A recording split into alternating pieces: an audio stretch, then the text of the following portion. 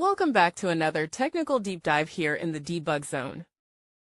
Today we're tackling a big question and breaking it down with insights from other users. Hopefully this clears up some misconceptions and helps you get the answer you need. So buckle up, stay a little curious, and let's jump right in.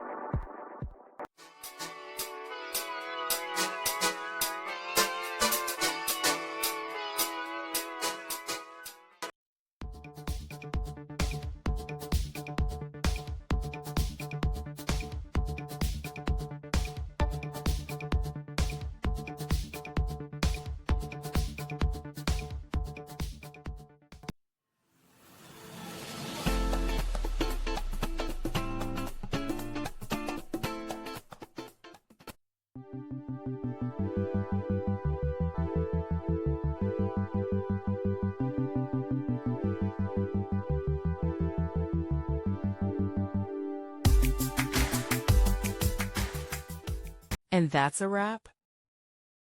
I hope you found the answer you were looking for. If you did, take a second to hit that subscribe button. It really helps out. And let me know in the comments which solution worked best for you. See you next time in the debug zone.